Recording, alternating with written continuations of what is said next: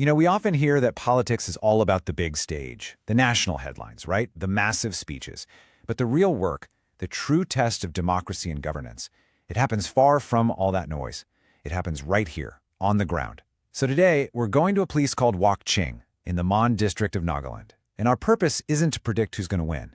It's to understand the system, to use data to see how governance can be better, and to figure out how the trust of a people is earned, sometimes lost, and then how it can be rebuilt. Think of this as a blueprint, a deep analysis for anyone who believes that an election isn't just a contest for power, but a contract for service. So before we even touch a single number, we have to start here. What does the land itself tell us? Because an election, you see, it's not some abstract game of arithmetic on a spreadsheet. No, it is the collective voice of a community's entire life, its history, its struggles, its hopes.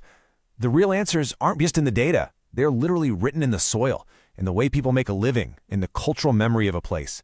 To understand the political question, we first have to learn how to read the land. And this is the place, Wakching. It's a scheduled tribe reserved seat nestled right in the heart of the Konyak Naga homeland. But look closer.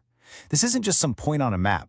It's a whole cultural universe, incredibly rich with tradition and an identity that's been forged over centuries. The hills you see, the forests, the villages, they're not just a backdrop. They are the very stage where life and politics unfolds. To get why people here make the choices they do, we first have to understand the place they call home. Okay, so what is the ground truth in Wakching? Well, it all comes back to the land. It's an agrarian economy. We're talking about nearly 90% of the workforce being directly connected to farming. This is a community of farmers. So their worries are the worries of the soil, the rains, the harvest, the price they get at the market. And the society is overwhelmingly Konyak, mostly from the Thenko subgroup. This shared heritage creates a really powerful, tight-knit identity.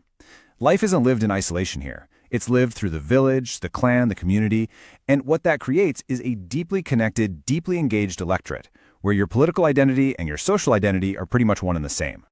Now look at this number. Just look at it. 95.94%. That was the voter turnout in 2023. This is not just political participation. This is something else entirely. It's a near total mobilization of the community. It's one of the highest engagement rates you'll find anywhere in the country, a huge contrast to the apathy we see in so many other places. For them, a vote is not some casual act. It's a sacred duty. It's a statement of ownership over their own future. And this level of engagement demands a certain quality of public speech, one that's based on facts, on responsibility, and a deep respect for the dignity of every voter. That's the highest promise of our Constitution right there. Okay, so with that context, let's dive into the numbers that really define the political reality of Wakching. This data gives us the frame for the human stories we've just been talking about. And remember, these aren't just stats. They are very precise measurements of public feeling, of political loyalty, and most important of all, of trust. The entire constituency has just over 16,000 electors. Now, in the grand scale of Indian democracy, this is an intimate number. And that's the whole point. It means politics here is personal. A candidate can't just hide behind big media ads or huge rallies. Trust is built face-to-face, one conversation, one family at a time. Your reputation, your personal history, your direct relationships, that's the real currency here. This is retail politics in its purest and most demanding form. Now this number, this is the one you need to remember. 1,764. That was the winning margin for the Naga People's Front, the NPF, back in 2018. It's not an abstract figure. It represents the specific trust of 1,764 people who made a very specific choice.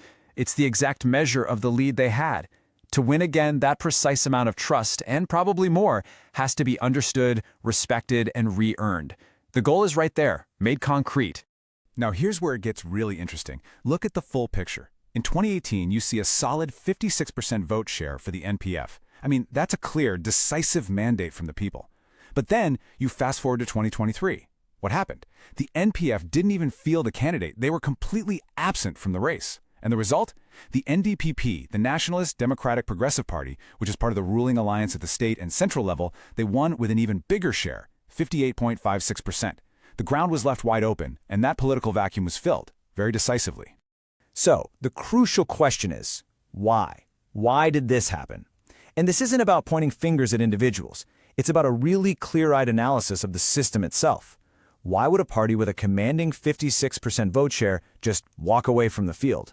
Well, the answers are in the systemic factors, in the structure, the narrative, and the leadership that created the conditions for such a dramatic shift. Let's break them down.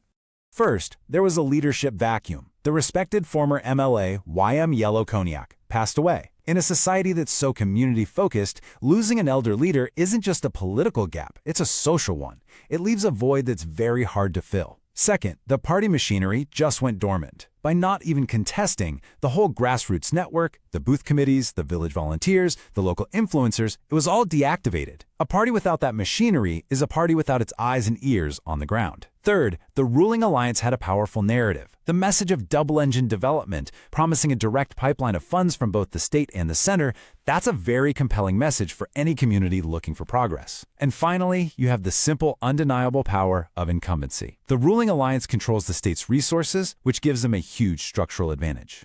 And this is fascinating because it shows you something critical. The voters of Wakching are not static. They are not a captured vote bank. They are smart consumers of politics. Look at 2013. They elected an independent, the same YMYO, with a nearly 16% swing. They made an active choice for a person over a party. Then in 2018, when he ran on an NPF ticket, they backed him even more strongly.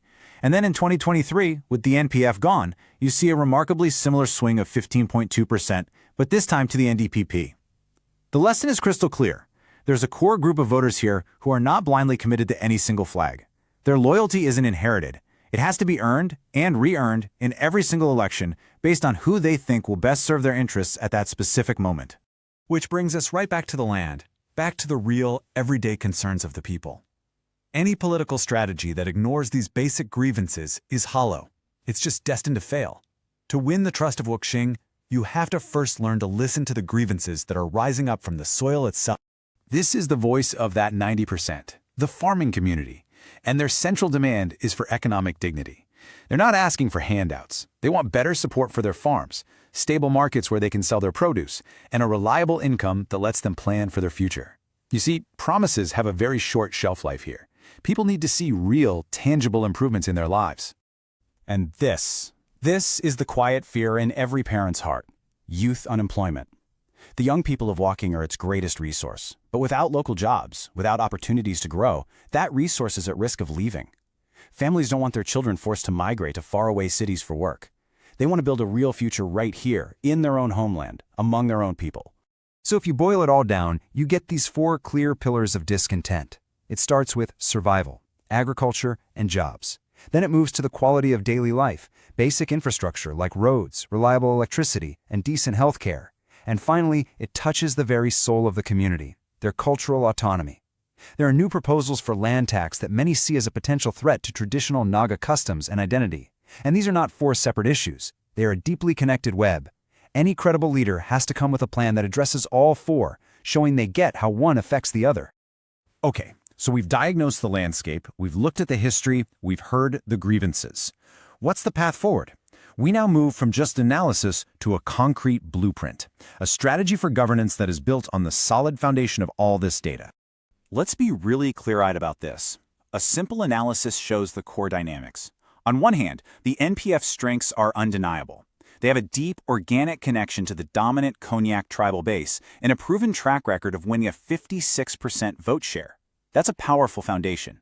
But the weaknesses are just as critical. The total lack of an organization in the last election, and that leadership gap left behind by a respected figure. The path forward has to leverage those inherent strengths to systematically fix these weaknesses. The battle isn't just about organization, it's a battle of ideas. That double-engine development narrative is powerful, but it has a weakness. It can be countered. The counter-narrative has to be authentic, local, and empowering. Something like Naga run for Nagas. That simple phrase shifts the whole focus. It moves the conversation away from dependence on the center and towards local autonomy and self-reliance. It frames governance as something that understands and respects Naga identity, designed to solve Naga problems. It connects directly and powerfully to those concerns about cultural autonomy. Now, a good strategy is useless without disciplined action. This 90-day ladder gives you a methodical plan.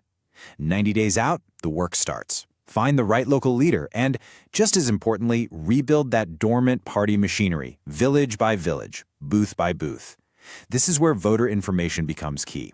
And just to be clear, under India's privacy laws, any use of personal data has to be lawful, for a very specific purpose, and with clear consent. This is about responsible engagement, not intrusion. 60 days out, you launch the public campaign, speaking directly to people's pain points. 30 days out, you go deep into the remote villages. Politics here is won in small, intimate meetings. And 2 weeks out, the final push is all about mobilization, making sure every single supporter gets to the polling booth. So ultimately, the next election in Wakching is going to present a choice. And it isn't just a choice between parties or candidates. It's a choice between 2 different ideas of what a mandate really is. 2 different visions for the future of this community and its people. And this is the core truth you have to understand about this constituency. The voters here have proven their wisdom time and again.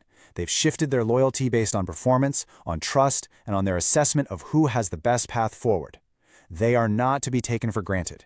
Their mandate is not some prize to be won. It is a profound responsibility that has to be earned through genuine service, by addressing their grievances and by protecting their identity. So we end with this question. In a place as engaged, as discerning as Wakching, what truly secures a victory? Is it the grandest project, the loudest promise of development shouted from a distant capital? Or is it the quiet, patient work of deep understanding, of listening to the soil, respecting the culture, and earning the trust of the people, one conversation at a time? If you want to become a people-centric leader and uplift your constituency, get in touch with blueprintstrategies.ai at mgr@blueprintstrategies.ai or call 080-420-41602. Purpose beyond politics.